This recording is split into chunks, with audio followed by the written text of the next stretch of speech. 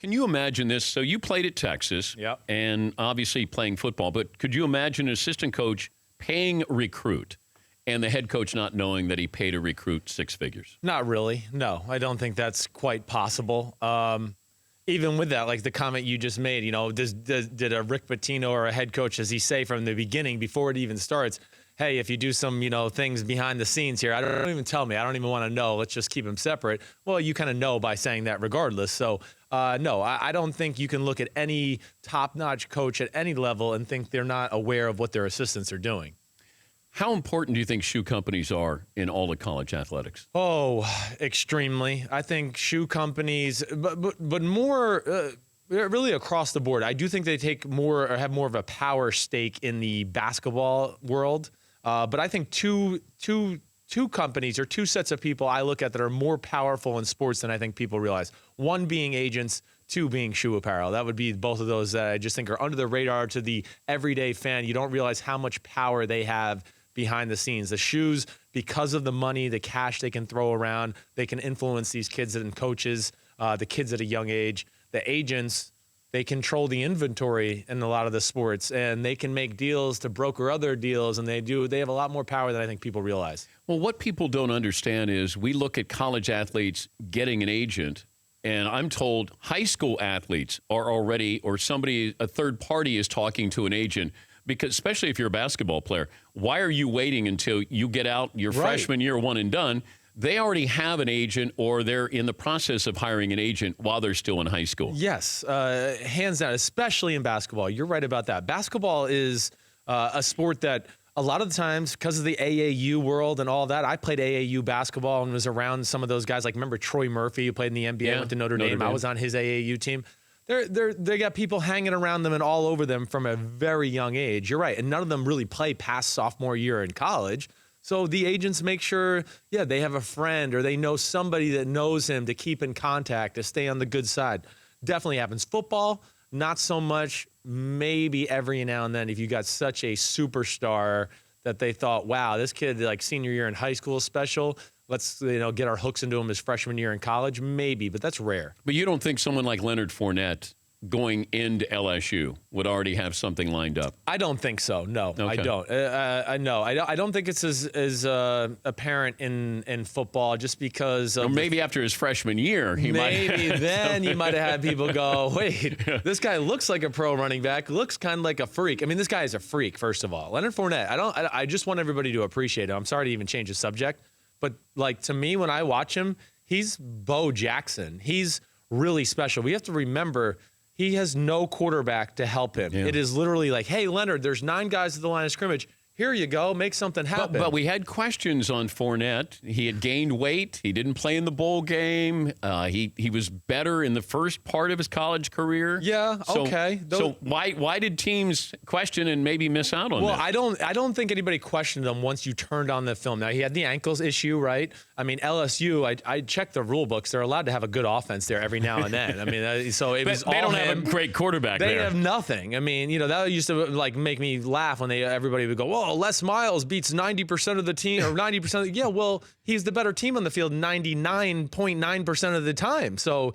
he's losing 9% of the games that he shouldn't. So regardless, the guy is a freak of nature. To be 240, I mean, he's run the 2 fastest mile per hours, I think, in football. If you look like next gen stats, like one of those things they do. His last 2 runs, nobody's run as fast as he has the whole year. To me, Wait, he's how amazing. fast is he running? He's like 23. You guys can look it up. Do something back 23 there. miles an hour? Something like 23 miles per hour. But he has the 2 fastest recorded mile per hour times of the season so far at 240 pounds. That's crazy. At the end of the football, one at the end of the football game, one at the start. Is Carolina using Christian McCaffrey correctly? They are. The big thing that hurts them is the fact that Olsen went down. So then now everybody can kind of put their bright, their focus lights onto McCaffrey a little bit more. But I do think that maybe they could give him the ball a little bit more in the traditional running back sense. Between the tackles a little bit. He is capable of doing that. He's good at like avoiding big hits. But for the most part, I'm pretty excited with the way they're using him as a pass receiver, one of those hybrid type running backs. But aren't they trying to incorporate the Patriots offense here in Carolina? I don't think so. No, I don't think they're capable of that. I think. But I thought that Mike Shula said, hey, we're going to try to adopt that for Cam so he's not taking those hits and staying in the pocket too long. Sure. I mean, if they want to, but I don't see that when I watch film and go, oh, they're running New England stuff. No, I mean, New England stuff is complicated. Having played for Josh McDaniels and worked up there, they're on another level than the rest of football. Just plain and simple. I don't really know how to say it. I'm not trying to be mean or like disrespectful to any other coaches, but they're crazy up there. Then our inventory of plays is... Wait, are they playing chess and everybody's playing checkers in the NFL? Without a doubt, yes. They are here and everybody else is there. And it's the number one thing that I think gets overlooked with the New England Patriots and their greatness is the fact that their coaches outcompete the other team's coaches 6 days prior to the matchup every week. Belichick is a curmudgeon. He's going to sleep on the couch. Fine, no big deal. He's got no wife at home. His kids are in the building with him. He's got nothing to hurry home for. Oh, 20 hours a day in the office? No problem. Oh, we're on to Cincinnati. 15 years ago, if I said you can start your team with Bill Belichick or Tom Brady. 15 years ago, you're asking me that? Ooh. Well, let's see. 15 years ago, Brady had already won a Super Bowl. I would still probably get him with Belichick, though. Yes. I mean, to me, Brady is...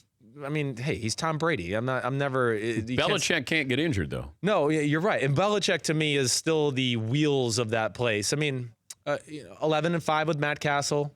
I think they still go to the Super Bowl last year with Jimmy Garoppolo. I don't know if they come back from 28-3, but they go to the Super Bowl. And I'm saying that my dad was a quarterback that got hurt, and the backup quarterback went to the Super Bowl. So that's no disrespect to anybody there. I just think that Belichick, yes, is on another level, and that whole staff is. But explain this to me. Yeah. If you're Jimmy Garoppolo, right? You know the Patriots. Mm-hmm. He's got the same agent as Tom Brady. Right. How does he not know what's going on? That wouldn't you at some point say, if Tom's going to play 5 more years, let me go. Well, I think this is it for him. I do. I think he's going to leave. He's not going to stay there any longer. He can't wait for Tom. Tom is playing better now than he was 4 years ago. So Tom might play another 2 or 3 more years. You don't think Giselle has anything to say about this? No, I don't. I think Tom, she might have a little say about how he dresses in the post-game press conference, but that's where it ends. Tom loves football. I can attest to that. Did your mom have anything to say about your dad or even you playing?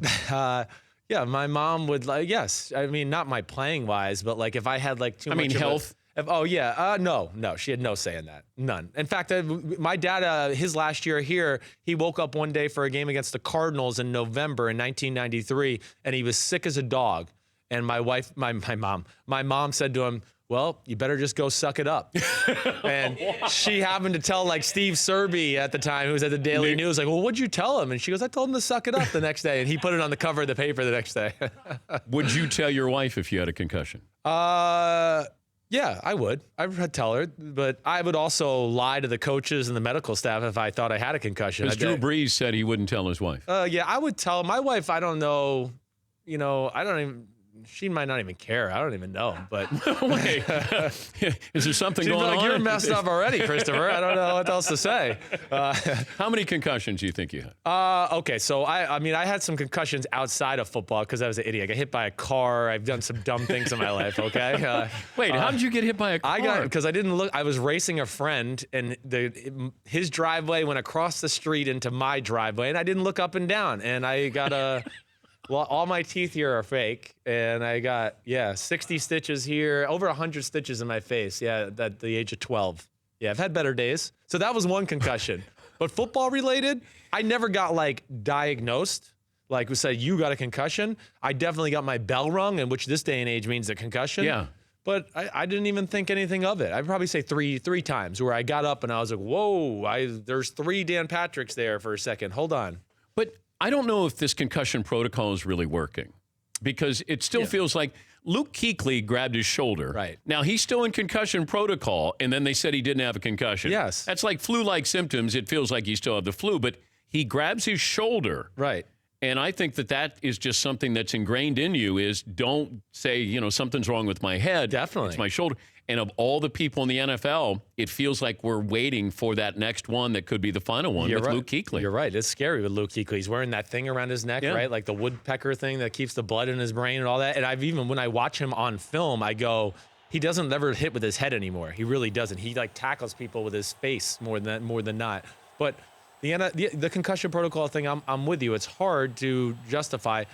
And really, I just wish they'd get rid of it and find some way that all the players can sign waivers. Like I was never under the, under the false pretense that running into Ray Lewis at full speed was good for my brain or my health. I was pretty aware of that at a pretty young age. All right, we'll come back with Chris Sims, and we'll talk about tonight, the importance of tonight's Chiefs game against the Raiders. The Aaron Rodgers-less Green Bay Packers, are they still a playoff team? So a few things to talk about, and Andrew Luck, does he play again this season? Yeah. So a few things to talk to Chris about. We'll do so right after this Dan Patrick Show. How important is this game for Brian Kelly at Notre Dame? It's a huge game for Notre Dame in general. Yes, Brian Kelly, certainly it's been widely documented about the year they had last year and him being kind of on the hot seat. Sure. I think he's silenced those rumors to a degree. I mean, I don't look at him as being on the hot seat anymore. Really? I don't. I think they're a good enough football team. I think they had to be like, 4 or 5 losses for him to be fired, at least in my eyes. I mean, this is not an easy job. Let's take that into account. You actually have to be smart to go to school there too, which doesn't make it any easier to be the football coach. But I think they're a good football team. In fact, I think they're underrated. I mean, is that crazy? Because Notre Dame, most years I go, damn, I'm so sick of hearing about Notre Dame. They're overrating them. This is a year I look at them and going, they are a legit football team. And if they win on Saturday night, I think they have a legit chance to be in that Final Four conversation. They're ranked 13th. USC is ranked 11th. I know that you've been vocal on Bleacher Report talking about Sam Darnold, that you're not all in on Sam Darnold. And this is not now. You're talking about last year when we saw him play great. Why? Yeah, well, he has a lot of things you like. There's no doubt about that. I mean, he's a good thrower of the football. He's a very good athlete. He is a gamer, all those things. He's natural at the position. My first thing that at least brought red flags to me when I watched him last year is I said, ooh, the motion in which he throws with.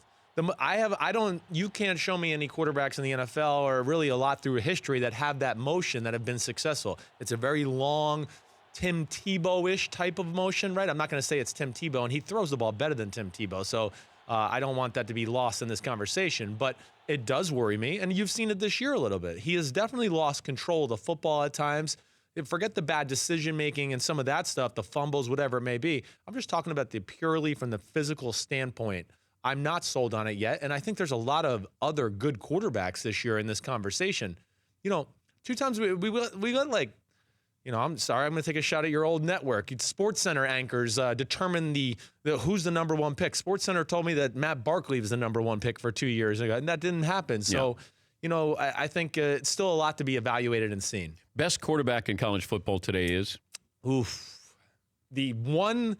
All right, so not pro. I'm going to say No. Just best quarterback. I'm going Baker Mayfield. If you have to win a game right now, the quarterback you want is Baker Mayfield. I'm going with Baker Mayfield. I am. I think just his, his moxie, the way he seems to thrive under the lights. He's a very good athlete, and he has a legit NFL arm. I mean, I've made some comparisons. I think he's very Russell Wilson-ish in his play and the way he does it. Yeah, I really do. I think he's a guy that's going to be, when draft time comes around, I think people are going to go, ooh, this kid's a little bit more talented and better than you expect. And so when you see him on film, you go, man, those are legit throws. He might not be the best quarterback in his state.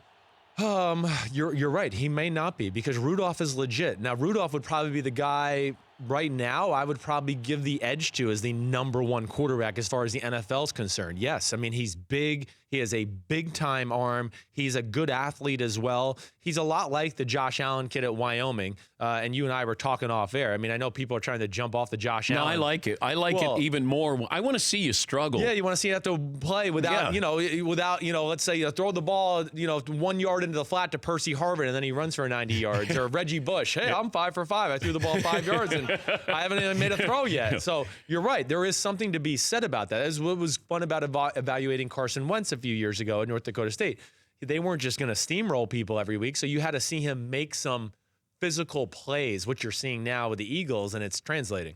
I had a couple of NFL things here. Would you pay Odell Beckham Jr. more than anybody else, give him the biggest contract in the NFL? I would make him the highest paid receiver for sure. More than anybody else, no. I still don't think that position is as important as a quarterback. And again, the guy that's best in football at any position is Aaron Rodgers, so he just got hurt too. But I wish he didn't play this year. I really do. He shouldn't have. Not for $1.8 million when you're the best receiver in the game, but I think the Giants will treat him correctly and at least get him in the ballpark as being one of the highest paid.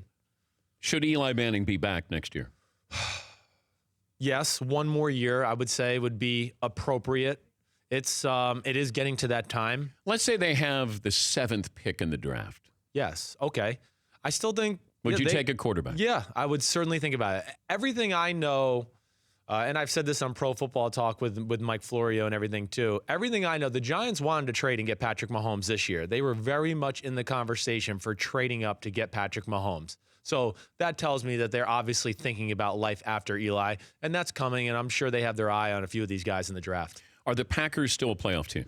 I would say no. I can't. I mean, the team is all Aaron Rodgers. I mean, really, the last few years, this is like a 6-10, 7-9 football team that, number 12 just does magic and things I've never seen before. So, no, they're going to have to change the way they play offensively, and it's not that impressive what they do as a whole scheme-wise, and their defense isn't great. No, I say no. How do you explain Aaron Rodgers? If somebody knows nothing about football and you said, watch this guy because why? I would say watch this guy because he has the strongest arm in the history of the NFL. He has the quickest release in the history of the NFL. Quicker than Marino. Yeah, it's right there with it, for sure. I think it is. Stronger than Randall Cunningham and Elway had strong arms. This guy is, yes, I'm telling you. And it's unanimous. Anybody I've ever talked to, whether it's Troy Aikman, Phil Simms, any ex-quarterback, when they see Aaron Rodgers throw in person, everybody goes, holy crap. It feels more finesse because of his feet. Like his footwork is, now you could say, best footwork I've ever seen with a quarterback. Yeah, it's amazing what he does. And then, of course, I mean, you guys see it, the way he wheels and deals. He's throwing it this way and that way. And he can do it so effortlessly that you're right, it probably doesn't do it justice on TV because you just go, man, he threw that 30 yards. It didn't even look like he tried. It can't be that hard.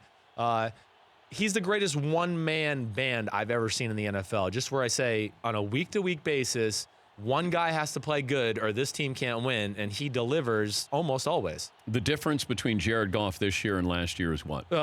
Sean McVay. That is the biggest difference because Goff is certainly better than last year, but McVay, that offense, it's special what they do. When I watch them on film, I go, this is the best designed offense in the whole game right now. Everything they do. Better than the Patriots? Yeah, I think so. Yeah, I do. And I love the Patriots offense, but McVay is so creative with not only the run game, the screens, finding exotic ways to get the ball down the field for Goff, but McVay is a special offensive mind. Kansas City hosting the Raiders tonight. Yeah. How more important for the Raiders or the Chiefs? Raiders. This is the season for the Raiders. I mean, I heard you saying when I walked in that was a big game for them, and I'm with you. I mean, it's do or die. You go 2-5.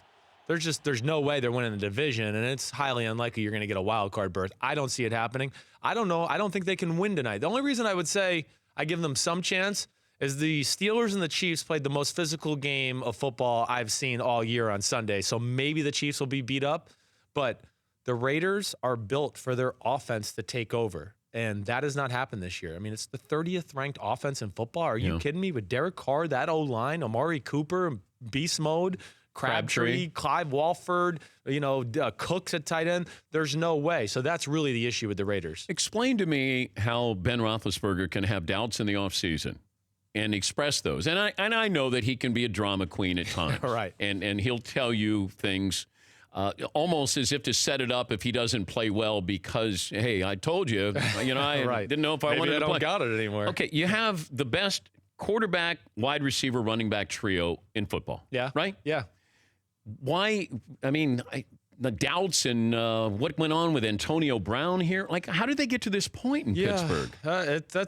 They are a little bit dysfunctional that way. Well, it's just what happens, too, when you got a lot of personalities on your team. But do you think Ben purposely did not throw that ball to Antonio Brown for a touchdown? Definitely not. No, he didn't mean to do that. I mean, Big Ben likes himself more than Antonio, so he would have liked to have the 70-yard touchdown pass on the resume. It's just they have some personalities. They were certainly frustrated. But the way we saw them play last week or even, 2 weeks ago, they're trying to play the way they did at the end of last year, which is smash mouth. We're Le'Veon Bell's offense, And then Big Ben, a few times a game, like 3 or 4 times, we just need you to make a big throw to get them over the edge. And I think that'll be the formula going forward. But the defense is better than last year. It is. A lot better. It is a lot better. And I picked them to go to the Super Bowl. You know what happens? I get angry at the team, like Seattle. I pick them and like, you guys, what's wrong with you guys? You're letting me down. Yes. How dare you let me down? Yes. Do you understand Seattle? I feel like they end up talking too much. Yeah. Like there's too much going on there instead of just going out like they did a few years ago and they just played football. And they rely on Russell Wilson. Way too much. I mean, right now. I would look at Russell Wilson second to Aaron Rodgers as the most indispensable guy in football. I think he's up there. I agree. It's very close. It's a one-man show. But why don't they approach the game that you're down 14 points to start the game? Right. And then just say, Russell, do whatever you need to do. Make it a pass. Stop trying to pretend that you're still this 2013 beast mode, like running football team. It's gone. Shut the door. You're right. I think you're spot on. Just open it up. Let him throw it all over the field. Let him run around. Let him make a mess of the defense. And then they'll be so tired from chasing him around, then you can run the football. But their offensive line stinks. Their defense is another year older. The Seahawks are good. They're not great. I don't think they can. I was kind of with you to start the year. But from what I've seen, just. Well, I thought with Richardson there, Earl Thomas back. I know. I thought same thing. The way Russell played in the preseason, I said, ooh, watch out for the Seahawks this year. They might have the mojo back, but I got to see more evidence of good play before I say that again. Is there a great team in the NFL? No. You know what's scary? Is everybody's just kind of hanging around. They're just hanging around so New England can just keep getting better and take this thing over at the end. That's really what it seems like to me. I mean, the Chiefs are the best team for my money, yes. But a one-game showdown with Tom Brady in the playoffs? Who you guys picking? Tom Brady. Yeah, thank you. Right, we all are. Yeah. But Paulie, we have an I-Team report coming up after the break. But during the break, we want to see if Chris wants to dust off the gun. Oh, anything to throw at a fake face or a real face of Dan Patrick. So this is we had this at Mardi Gras. This was our parade float, and it's supposed to be me. I thought it looked like George Bush. I thought it. It does. It does look a little bit like George Bush. It does look a little like George W. Now, Patrick Mahomes dented my nose there. Right. Okay. I think I got something to live up to, is what you're telling me. Deshaun Watson peppered my face, too. So we'll give you 2 throws during the commercial break. Okay, great. We'll see. How's your arm? If it's good, I'm in shape. I'm ready to go. I'm a little better off than Andrew Luck right now. Would you perform better? Would you have a better chance of playing than Colin Kaepernick? Oh, like the team signed me before him? Yeah, I think they would. Yeah, he ain't getting signed. I don't think he plays again. I don't think he does either. No. All right, NBC Sports presents college football's greatest intersectional rivalry. That's Saturday night. It's Notre Dame, it's USC, and Chris Sims will be part of that. Also, Pro Football Live, co-host with Mike Tirico. Thanks for coming in. Thank you, to see you again, bud. All right, we'll be back right after this Dan Patrick Show. For more Dan Patrick Show, tune to Audience Channel 239 on DirecTV or download the Dan Patrick Show app.